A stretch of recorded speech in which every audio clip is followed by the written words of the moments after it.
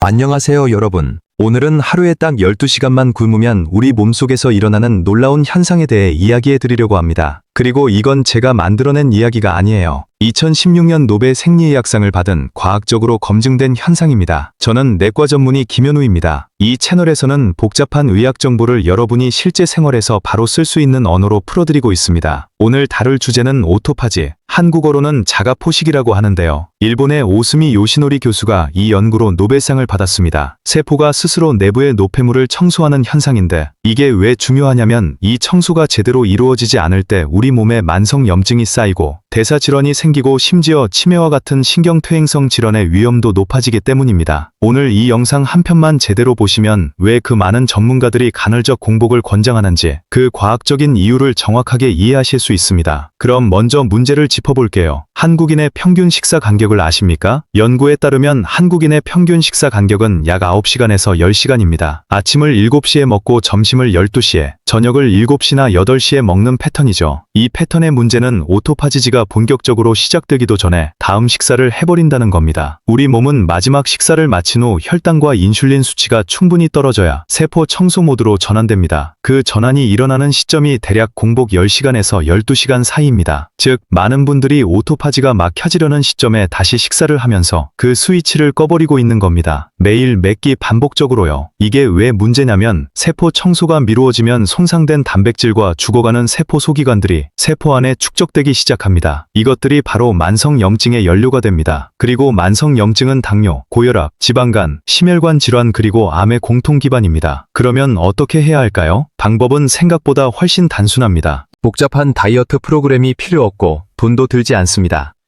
단 하나의 원칙입니다. 하루 중 식사를 하는 시간을 12시간 이내로 제한하는 것입니다.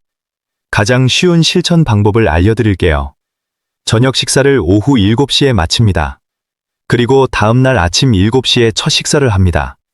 그 사이 12시간 동안은 아무것도 먹지 않습니다. 물은 괜찮습니다. 블랙커피, 무가당 녹차나 허브티도 허용됩니다.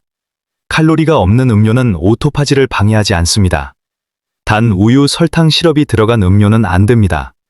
칼로리가 들어오는 순간 몸은 소화 모드로 전환되고 세포 청소는 멈춥니다. 처음에 이게 쉽지 않으실 수도 있습니다. 특히 야식 습관이 있으신 분들은 저녁 7시 이후로 뭔가 먹지 않는 게 굉장히 불편하게 느껴지실 수 있어요. 그럴 때는 무리하게 바로 12시간으로 가지 마시고 일주일 단위로 단계적으로 늘려가세요. 첫 번째 주는 저녁 식사 후 10시간만 공복을 유지해보세요. 두 번째 주에는 11시간, 세 번째 주에 12시간. 이렇게 몸이 적응하면서 자연스럽게 공복이 편안해집니다. 많은 분들이 한두 주 지나면 오히려 아침에 뭔가 먹지 않아도 불편하지 않다고 하십니다. 이게 바로 몸이 지방을 에너지원으로 쓰는 능력, 즉 대사 유연성이 회복되는 신호입니다. 한 가지 더 말씀드리고 싶은 건 이 방법의 핵심은 무엇을 먹느냐가 아니라 언제 먹느냐를 바꾸는 겁니다. 음식의 질을 희생할 필요가 없고 칼로리를 극단적으로 제한할 필요도 없습니다. 12시간 안에 정상적인 식사를 하시면 됩니다. 그럼 이제 과학적인 부분으로 들어가 볼게요. 오토파지, 즉 자가포식이란 정확히 무엇인지 설명해 드리겠습니다. 오토는 스스로 파지는 먹다라는 그리스어에서 온 말입니다. 말 그대로 세포가 스스로를 먹는 현상인데요. 오해하실까봐 말씀드리면 이건 자기 파괴가 아닙니다.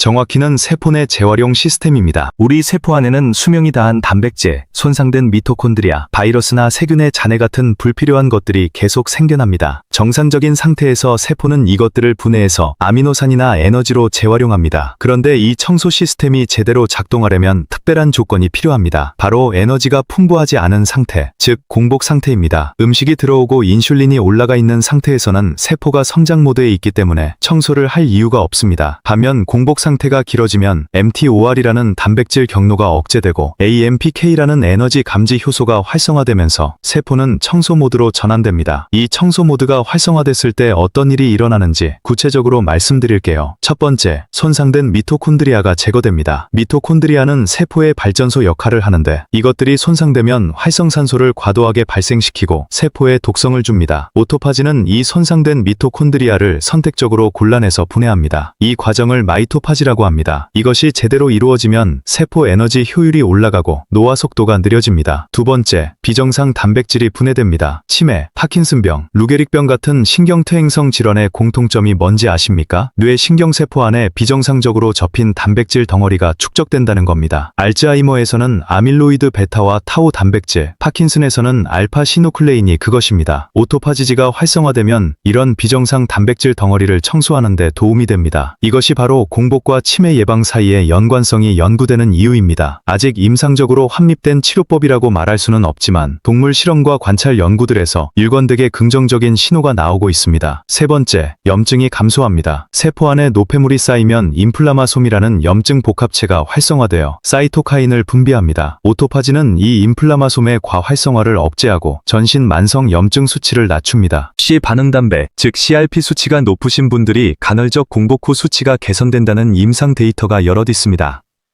네 번째, 인슐린 감수성이 개선됩니다. 12시간 공복이 반복되면 인슐린에 대한 세포의 반응성이 높아집니다. 같은 양의 인슐린으로 더 효과적으로 혈당을 조절할 수 있게 된다는 뜻입니다. 공복 혈당이 경계선에 있으신 분들 혹은 당화 혈색소가 조금 높으신 분들께 특히 유의미한 부분입니다. 이제 가장 중요한 부분을 말씀드려야 합니다. 저는 의사로서 이 방법이 누구에게나 안전하다고 말씀드릴 수가 없습니다. 특정 분들께는 이 방법이 위험할 수 있습니다. 그래서 지금 말씀드리는 내용은 반드시 기억하셔야 합니다. 가장 중요한 주의 대상은 당뇨약을 복용 중이신 분들입니다. 특히 설포닐 우레아 계열의 약물, 예를 들면 글리메피리드, 글리뱀클라마이드, 글리피지드 같은 약을 드시고 계신 분들은 공복을 길게 하면 저혈당이 올 수 있습니다. 이 약들은 공복 여부와 상관없이 췌장에서 인슐린 분비를 촉진하기 때문에 음식 섭취 없이 시간이 길어지면 혈당이 위험 수준까지 떨어질 수 있습니다. 인슐린 주사를 맞으시는 분들도 마찬가지입니다. 반드시 담당 의사와 먼저 상담하고 약 용량 조정 여부를 확인하신 후에 시도하셔야 합니다. 임산부와 수유 중이신 분들은 하지 마세요. 태아와 신생아의 영양 공급이 최우선이며 공복으로 인한 에너지 결핍은 이 시기에 적절하지 않습니다. 과거에 거식증이나 폭식증 혹은 다른 섭식장애 병력이 있으신 분들도 이 방법은 권장하지 않습니다. 의도된 공복이 심리적으로 그 패턴을 자극할 수 있기 때문입니다. 췌장 질환, 특히 만성 췌장염이 있으신 분들, 그리고 저혈압이 심하신 분들도 주의가 필요합니다. 공복 상태에서 혈압이 더 떨어질 수 있어서 어지러움이나 낙상 위험이 있습니다.